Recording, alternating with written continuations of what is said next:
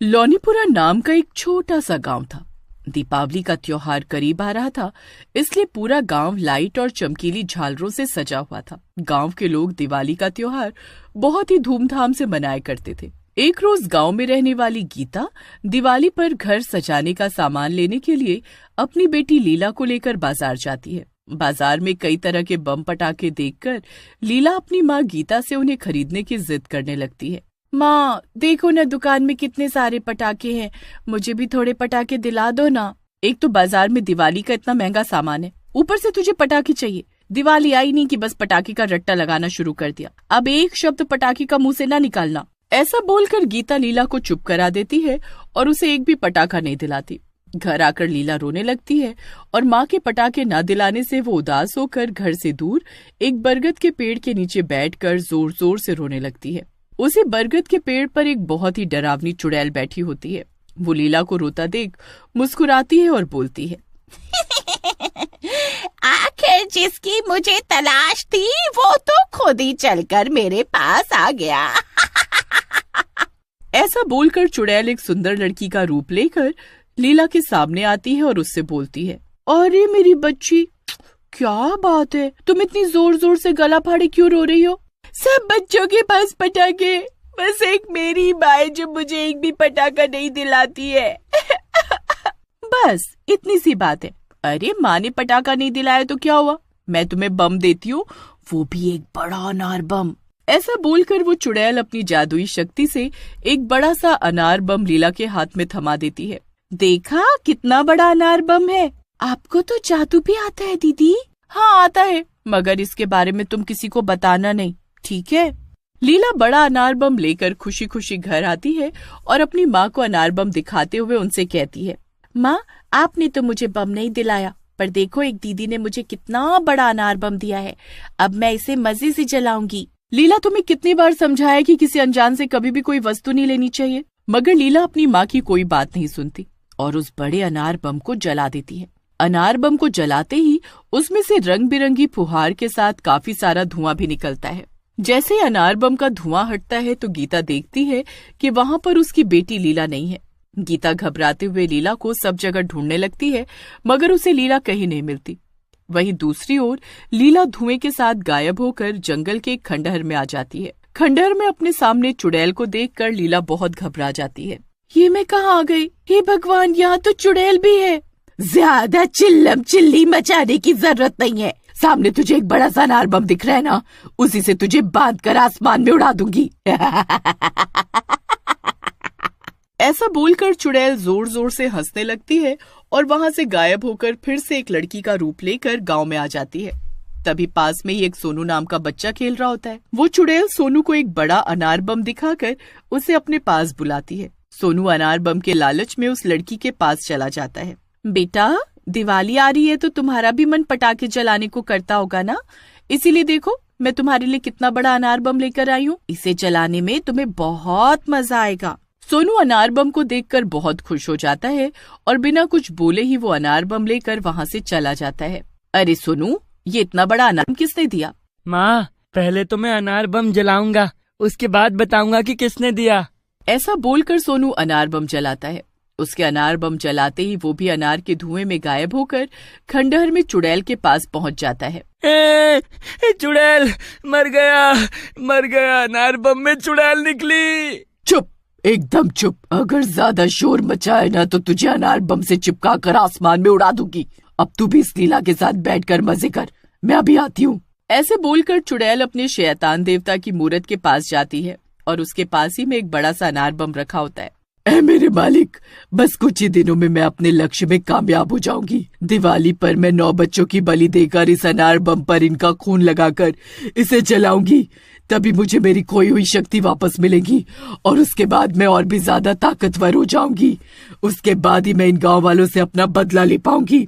कई सालों पहले इन गांव वालों ने मुझे दिवाली वाले दिन बहुत सारे अनार बम से बांधकर उसमें तंत्र मंत्र फूंक कर जला दिया था ना, अब इस दिवाली पर मैं इन गांव वालों का दिवाला निकालूंगी। ऐसा बोलकर चुड़ैल जोर जोर से हंसते हुए वहाँ से गायब हो जाती है और गांव में एक और बच्चे को अपना शिकार बनाती है। आए दिन गांव में बच्चे गायब हो रहे थे, जिस वजह से पूरे गांव में हाहाकार मचा हुआ था। तभी गंगा की छोटी बेटी मीना एक बड़ा अनार बम लेकर आती है, जिसे देख गीता मीना से बोलती है, ये बड़ा अनार बम कहाँ मिला, किसने दिया? अरे कुछ तो बोल मीना। एक सुंदर दीदी ने मुझे ये अनार बम दिया है, और पता है माँ, वो जादू से और भी अनार बम बना सकती है। उन्होंने कालू को भी अपने जादू से एक बड़ा अनार बम दिया है, पर उन्होंने ये बात किसी को भी बताने से मना किया है, इसलिए आप भी किसी को मत बोलना। मीना की बात सुनकर गीता घबरा जाती है और मीना से बड़ा अनार बम छीनकर गांव वालों के पास ले जाती है और सभी लोगों से कहती है। ऐसे बोलकर सभी गांव वाले उस बड़े अनार बम को ले जाकर पुजारी जी को दिखाते हैं। इस बड़े अनार बम को देखते ही मैं समझ गया कि ये जंगल के खंडहर में रहने वाली चुड़ैल का काम है। कई साल पहले हमने उस चुड़ैल को तंत्रों से अनार बम में बांधकर उसकी शक्ति छीन ली थी। पुजारी जी अपनी आंखें बंद करते हैं और कुछ देर बाद अपनी आंखें खोलकर बोलते हैं, उस चुड़ैल ने जंगल के खंडहर में सभी बच्चों को बंद किया हुआ है। दिवाली के दिन उसे बच्चों की बलि देने से रोकना होगा, नहीं तो अनर्थ हो जाएगा। मैंने देखा कि उस खंडहर में एक बहुत ही बड़ा अनार बम है। मैं अपनी बच्ची को उस चुड़ैल के हाथों मरने नहीं दूंगी। कुछ भी करके मैं अपनी बच्ची को बचा कर रहूंगी। इस काम में बहुत खतरा है। अगर चुड़ैल को जरा भी भनक लगी कि तुम अपने बच्चों को उसके चंगुल से बचाने आए हो, तो वो तुम्हें भी नहीं छोड़ेगी। इसलिए कोई एक ही हिम्मत करके उस खंडहर में जाए और उस बड़े अनार बम को जलाए। अकेली चुड़ैल का सामना करने की किसी में हिम्मत नहीं थी, मगर इस काम को करने के लिए गीता आती है। गीता, तुम बहुत बहादुर हो, इसलिए हम सब तुम्हारे साथ चलेंगे और खंडहर के बाहर तुम्हारा इंतजार करेंगे। अगर तुम्हें कोई भी दिक्कत हुई तो हमें आवाज लगा देना।